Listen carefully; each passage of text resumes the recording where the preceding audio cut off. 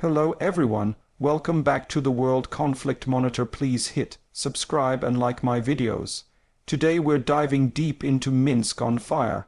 Alexander Lukashenko faces the biggest uprising in Belarus history. We begin with the exterior. Picture the streets of Minsk, the capital of Belarus, wide avenues, Soviet-era architecture, monumental government buildings flanked by statues of Lenin and state emblems. It is in this setting that the uprising unfolded.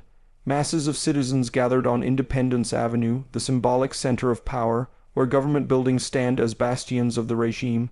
The atmosphere grew electric, the crowds growing by the thousands, flags raised, banners shouting "Leave!" and "Freedom!" ringing out through the city.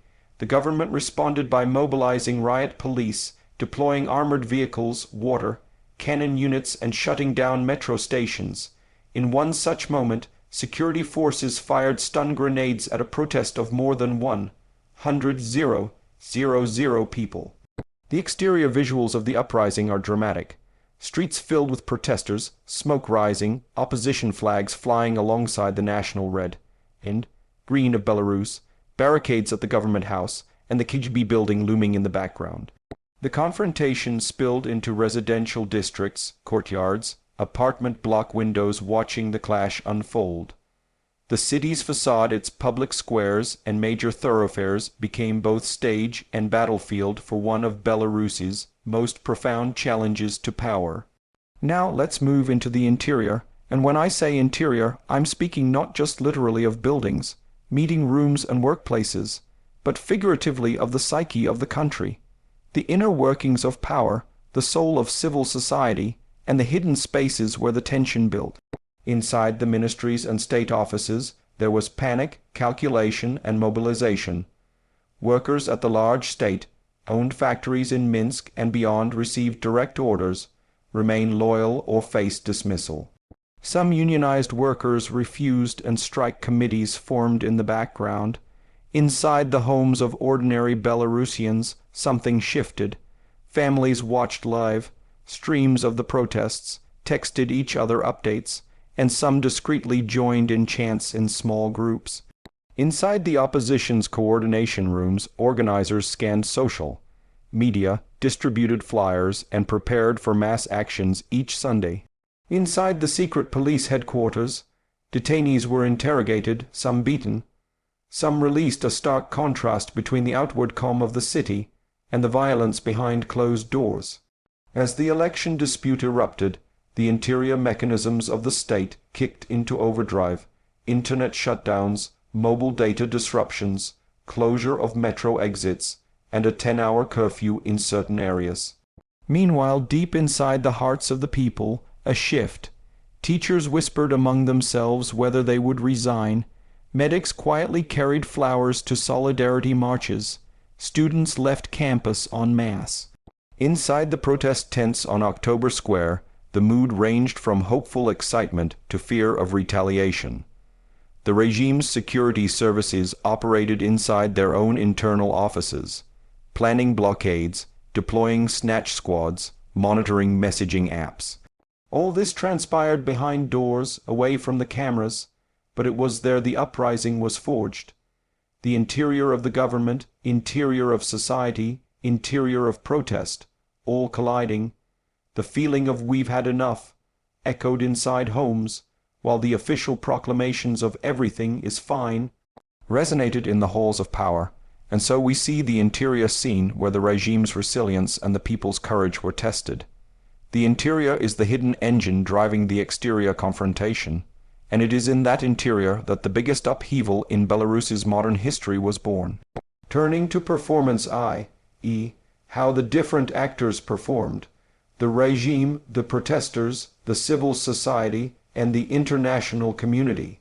On the one hand, Lukashenko's regime performed with a mixture of old-school authoritarian tactics: large rallies of government supporters, speeches invoking national security, the deployment of security forces, rapid arrests of leading opposition figures, and appeals to Russia for backing.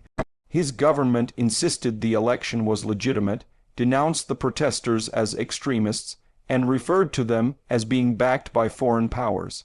Meanwhile, the protesters performed with remarkable persistence and creativity. Weeks of Sunday marches, women, led processions in white carrying flowers, strike actions at factories, for example, workers at Minsk automobile plant, and others walked out. The civil society performed by supporting them. Athletes signed open letters, journalists documented scenes of arrests and brutality, and scientists and students joined the movement. The international community performed in its own way. The European Union and human rights organizations condemned the crackdown, imposed sanctions, but also struggled with cohesive action. The net performance result: the regime held on to power, but its legitimacy was severely damaged. The protesters galvanized sympathy and global awareness. The performance of both sides has left Belarus changed, the regime more isolated, the opposition more visible. Next we speak of safety features. Now this is metaphorical insofar as an uprising isn't a product with standard safety specs, but we can treat the concept of safety in this context.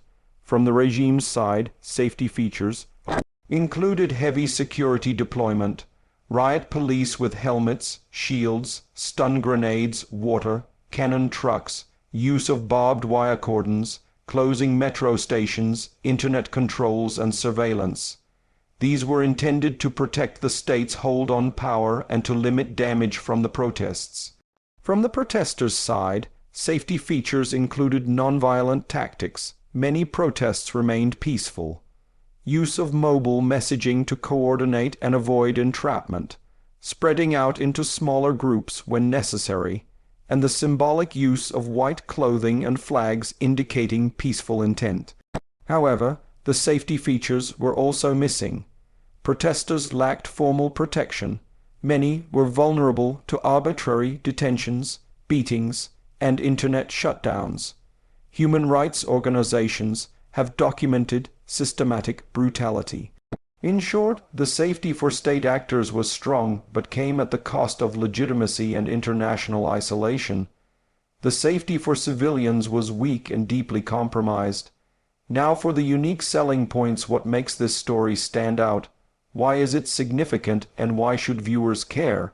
First, this is arguably the largest mass uprising in Belarus's history, with hundreds of thousands of people taking to the streets in Minsk and across the country, demanding change. Second, it pits a longtime autocrat, Lukashenko, in power since 1994, against an unprecedented wave of opposition that spans workers, students, women, athletes, and civil society. Third, it is a clear example of how a seemingly stable authoritarian regime can be shaken by mass mobilization and worker strikes, even in a country with few visible democratic institutions. Fourth, the geographical and geopolitical significance. Belarus is a buffer state between Russia and the European Union, and the events in Minsk resonate far beyond its borders. They raise questions about Russian influence, European responses, authoritarian survival, and the future of Eastern Europe. Finally, the story combines dramatic visuals, street protests, police crackdowns, iconic architecture of Minsk with deep human stakes, demand for freedom, risk of repression, life, changing decisions by ordinary people. For anyone interested in conflict, democracy, human rights, and geopolitics, this uprising offers a compelling case study, although there is no price. In the typical commercial sense, we can metaphorically talk about the price paid, the cost to society, to individuals, to the regime, and to the state. On the individuals, many protesters were detained, some suffered beatings, some lost jobs, some went into exile. The price of resistance is very real. On the regime, the price is international condemnation, sanctions, increased dependence on Russia, damaged image, and a more fractured society. For the state, the price is social division, economic strain, strikes at factories reduce output, disruption of services, and large-scale mobilization of security apparatus. Factories shut, transport stopped, metro stations closed, The economy felt the pressure. So the price is high for everyone involved. The question now is, will the regime absorb that price and recalibrate, or will the unrest mark a turning point? In conclusion, what do we make of this eruption in Minsk and Belarus? It is not only a protest movement, it is a moment of reckoning. President Lukashenko continues to cling to power for now, but his grip has been loosened. The people have shown their capacity to challenge an entrenched regime, and that is significant. The regime, in turn, has shown signs of both strength and fragility, strength in surviving, fragility in the loss of legitimacy and the rising boldness of civil society. For viewers and analysts alike, this story is important because it embodies so many themes: authoritarian resilience, popular resistance, workers' power, geopolitics of Russia and Europe, and the human yearning for dignity and fairness. As Belarus moves forward, the uprising will remain a touchstone, a reference point for what is possible when fear is confronted by solidarity. I encourage you to watch this space, follow the developments, and keep in mind that change in seemingly unchangeable places is never certain but always possible. Thank you for watching. Please subscribe, like, and hit the notification bell so you don't miss our next videos here on World Conflict Monitor.